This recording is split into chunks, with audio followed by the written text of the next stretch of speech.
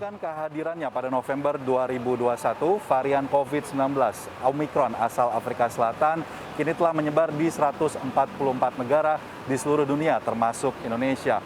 Meski demikian, laju penularan Omicron di luar negeri termasuk negara tetangga ini lebih masif dibandingkan dengan penyebaran di Indonesia yang tercatat sebanyak 254 kasus per 6 Januari 2022. Nah, lantas faktor-faktor apa saja yang menyebabkan kondisi tersebut? Berikut informasi selengkapnya untuk Anda.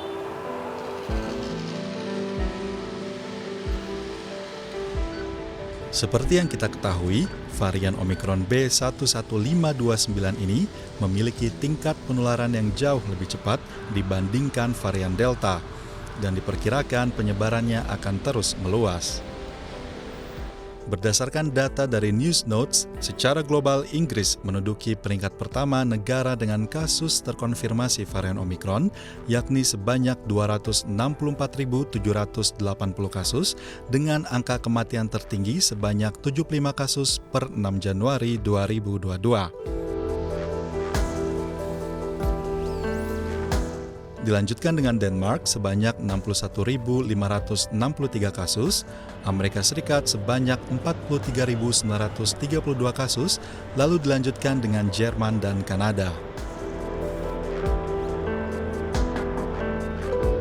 Di kawasan ASEAN, kasus tertinggi varian Omicron berada di negara Singapura, sebanyak 2.692 kasus dan berada di peringkat 10 dunia, dilanjutkan dengan Thailand sebanyak 2.338 kasus di peringkat ke-13 kasus penyebaran tertinggi global.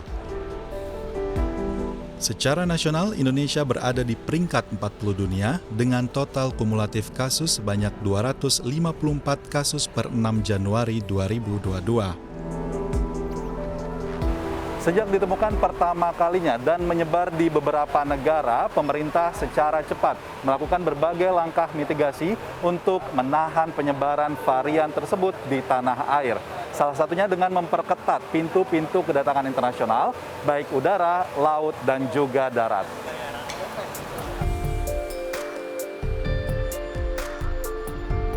Dari total konfirmasi positif varian Omicron nasional, pemerintah mencatat mayoritas kasus berasal dari masyarakat yang bepergian dari luar negeri, termasuk para pekerja migran asal Indonesia. Sehingga langkah pertama yang dilakukan oleh pemerintah yakni menetapkan durasi wajib karantina selama 10 hari bagi masyarakat yang berasal dari negara dengan angka kasus Omicron yang tergolong tinggi. Di sisi lain, upaya pengetatan karantina dilengkapi dengan teknologi baru yang dapat melihat marker Omicron yang juga telah disebar ke seluruh pintu-pintu kedatangan internasional. Dengan demikian, identifikasi Omicron bisa dilakukan lebih cepat dalam waktu 4 hingga 6 jam saja.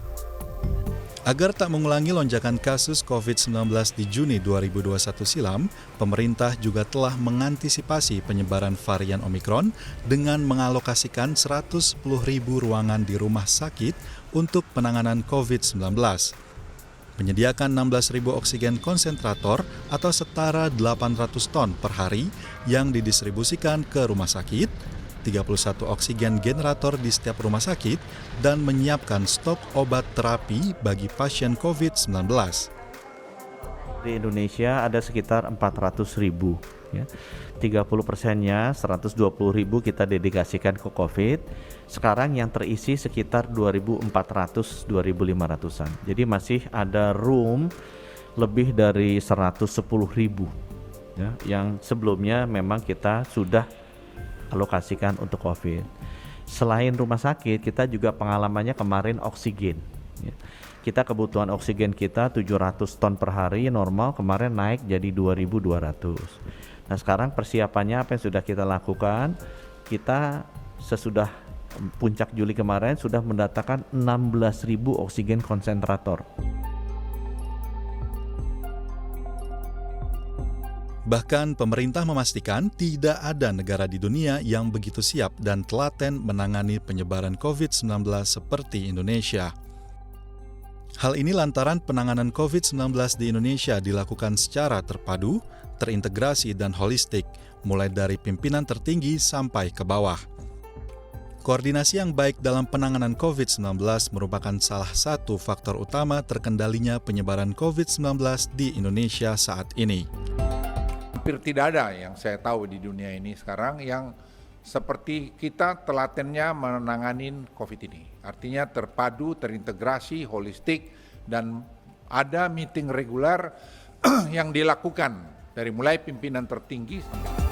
Pemerintah pun menjabarkan perlindungan dari T-cell masih bisa melindungi masyarakat yang telah divaksinasi dalam mencegah varian Omikron. Antisipasi penyebaran juga dilakukan pemerintah yang akan memulai vaksinasi COVID-19 dosis ketiga atau vaksinasi booster yang dilakukan pada 12 Januari 2022. Pemerintah pun mencatat per Desember 2021 Indonesia masuk dalam negara terbesar kelima di dunia dari sisi akses dan capaian vaksinasi COVID-19.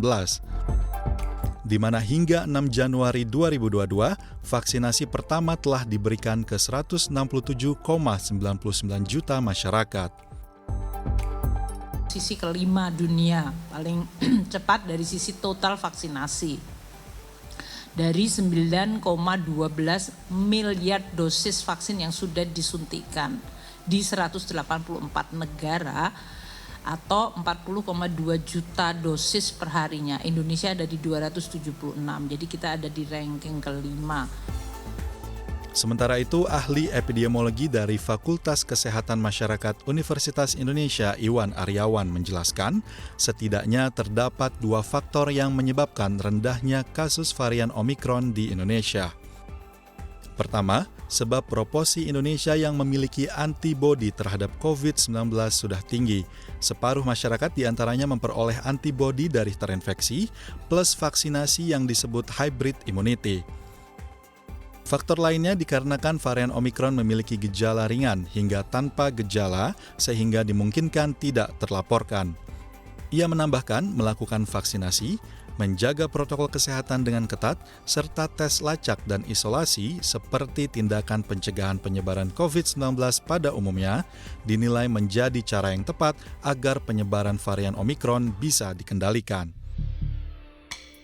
Survei antibodi, kita tahu bahwa di Indonesia ini proporsi penduduk yang sudah memiliki antibodi terhadap COVID-19 sudah tinggi. Dan kurang lebih separuh dari mereka itu memperoleh antibodi dari terinfeksi plus vaksinasi. Jadi yang disebut sebagai hybrid immunity. Itu mungkin salah satu faktor yang bisa mencegah Omikronnya. Penyebaran ada, cuma tidak cepat ya.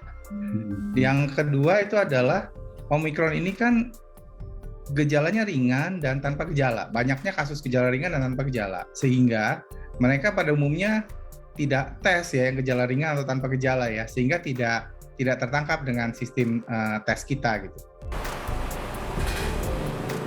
Meskipun varian Omikron memiliki tingkat penyebaran yang tinggi, namun varian ini disertai dengan resiko sakit berat yang rendah. Nah, walaupun demikian, masyarakat tetap harus waspada mengingat penyebaran COVID-19, khususnya varian Omikron ini bersifat dinamis dan lonjakannya tak bisa terbendung jika masyarakat tak mematuhi upaya pencegahan serta pengendalian yang dikeluarkan oleh pemerintah. Dari Jakarta, Tim Liputan CNBC Indonesia.